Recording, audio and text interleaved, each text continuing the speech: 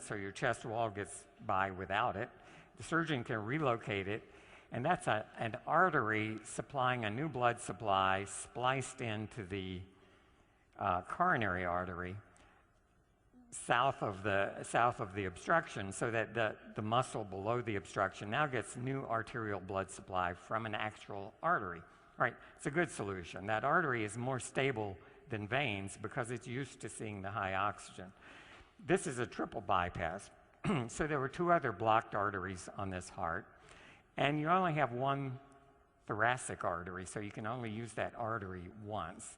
In this case, there are 2 vein grafts. So vein was harvested from this patient's leg, and you see there are 2 vein grafts that are spliced in at the top end. You can see there to the aorta, so they get new blood supply.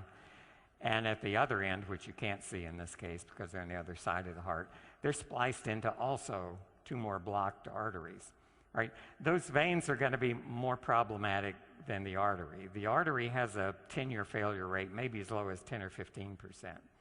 The veins, 50% or more will fail by 10 years. So that's the problem with this surgery. So where does the Ohio State study come in? And I'm going to quickly take you through the results. It measured the wall thickness in human saphenous veins that were going to be used for surgery. The surgeon removes more than he needs because you don't want to run short of pipe if you're a plumber. So there's leftover pipe every time a person undergoes bypass surgery. That's what was used in this study. They were incubated either at low oxygen, and that's described here as the freshly isolated. They don't change if they're incubated in low oxygen, or at high oxygen. And after 2 weeks incubated, where the only variable really is high oxygen, you get intimal hyperplasia, you get wall thickening. So this was done outside living people in a laboratory model. And so the blue bar is where the intimal thickness should be if you're looking at the A panel. The red bar is after 2 weeks at high oxygen, and the wall has already thickened several-fold. And the green bar is the same kind of a culture, except Protandim has been added to the culture medium. And so even in high oxygen, the Protandim-treated veins have avoided intimal hyperplasia. The walls have not thickened. They're staying at the same thickness as in freshly isolated healthy vein.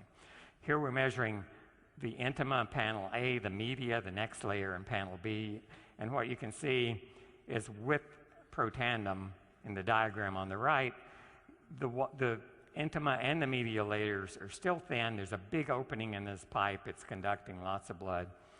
The bottom picture is what happens if the thickening occurs, the red bars, and you can see that the area, a cross-sectional area, is reduced maybe by 80% in that diagram. So very little blood is now able to get through.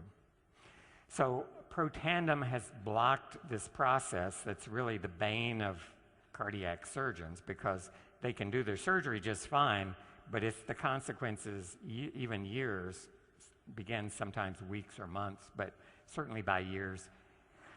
I think I'm not going to dwell on this. I don't want to turn you into histologists, and these pictures may be ugly. But if you look at just A, B, and C, and you say one of these is not like the other, you might pick the middle one. So even if you don't know what you're looking at, it certainly looks different. A is a healthy vein, freshly isolated. C is a vein incubated at high oxygen in the presence of Protandim, which looks a lot like A. The one in the middle that looks bad, and it has, you can see there, a neo-intimal layer, and it's very thick, so there's a lot of vessel thickening happening there, prevented in C by Protandim. If you look at the number of cells that are actively dividing, again, freshly isolated healthy vein, very few dividing cells. Incubated in oxygen, where it's going to see it if it becomes an artery or a replacement for an artery. A lot of dividing cells. That's required for that wall to thicken. It takes more cells. They're multiplying and getting thicker and thicker. Protandim, the right bar, completely blocks that intimal thickening. If we measure free radical production in these veins, A, B, and C are again fresh vein. B is cultured at high oxygen, and C is high oxygen with Protandim. And what we're looking for is the red fluorescent stain. So you can see in the red one, in the A panel, very little evidence of free radical production. B, a lot of it. And C, incubated with Protandim for the 2-week period back to the A levels. So it's blocking free radical production by scavenging those radicals. They're quantified in the bars on the right, so in the color code is the same. Blue is healthy, red high oxygen, green high oxygen with Protandim. So again, we see the protection. This is looking at lipid peroxidation marker. This one is very closely related to T-bars, which was in our original study. It's a specific component of T-bars, 4-HNE. And again, look at the level of 4-HNE in the blue bar. That's healthy. High oxygen, but with Protandim, it's even lower this time than the blue bar. It's better than new. It's better than the freshly isolated vein. But without Protandim at high oxygen, you can see a lot of this lipid peroxidation product, maybe 5 times more. And why is the vein protected with Protandim? Again, it's the same old story you've heard about in other studies. 3 important antioxidant enzymes have been sharply upregulated. Again, the blue bar is normal, healthy vein, incubated at high oxygen. The cells haven't induced the enzyme to protect them, but if we add Protandim, the green bar, all 3 of these enzymes are dramatically induced to provide the protection that you saw in the previous slides. This is another measure. In this particular case, catalase was focused on because there's a convenient specific inhibitor of catalase. Turned out that catalase is absolutely necessary, but not sufficient necessarily to provide the protection. But catalase is a key enzyme. That's one of the 2 we began this quest of Protandim studying, and it turns out to be certainly very important. So the conclusions are that the saphenous veins used in arterial bypass surgery suffer from oxidative stress, and that's no big surprise due to the higher concentration of oxygen in the arterial blood that they're now asked to carry. As a consequence of the oxidative stress, intimal hyperplasia or thickening of the wall occurs, and that can eventually lead to reblockage or restenosis. You may have heard that term used. Restenosis simply means that what was blocked and opened up is now reblocked. And the important part for us, Protandim prevented this wall thickening in saphenous veins cultured at high oxygen, suggesting that Nrf2 activation may extend the life of arterialized veins in vivo. And I want to show, kind of out of time, but I want to mention angioplasty very quickly. This is a blocked artery, and you see it longitudinally and in cross-section with a big yellow plaque that's occluding part of the lumen. Here, a catheter has been threaded into up through the aorta and into the coronary arteries. And this is a very thin-looking wire, but it has an inflatable balloon on the end. And outside the balloon is a little collapsed wire cylinder. This is like if you took a piece of chicken wire and made a cylinder, you could compress it down into a very thin rod. And if you inflate the balloon that's inside, you can expand that cylinder. So that's what the surgeon does. He locates this where the plaque is, inflates the balloon, and you can see that wire mesh cylinder now being inflated, expanded. And that holds the vessel open. Without that wire stent, that's what a stent is.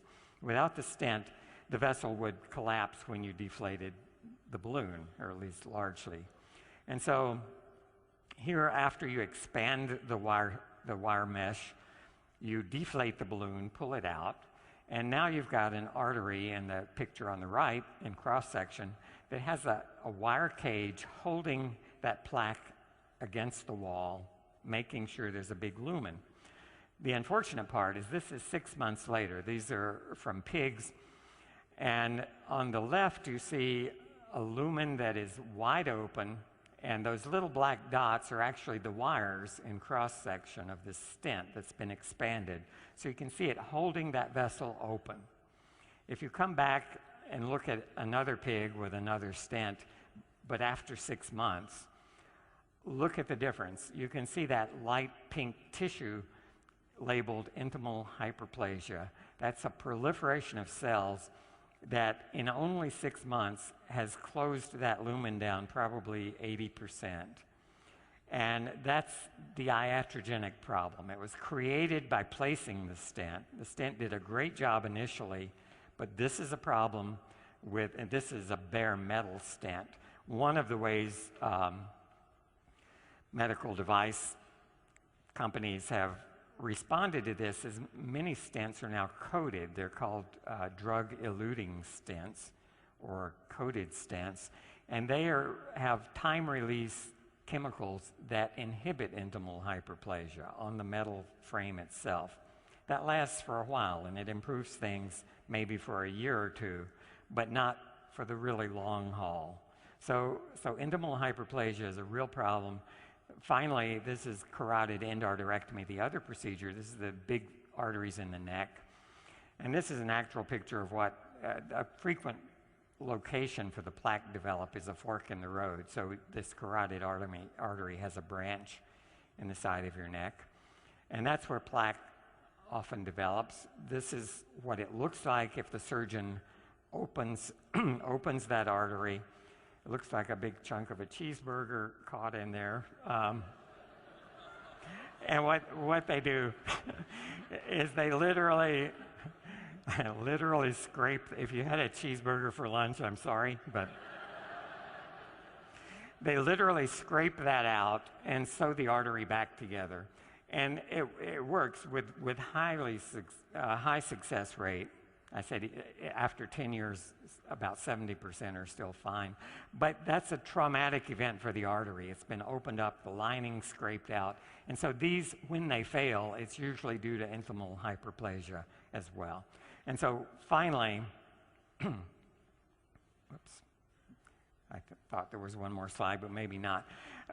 The implication is that 1.5 million people a year undergo this procedure.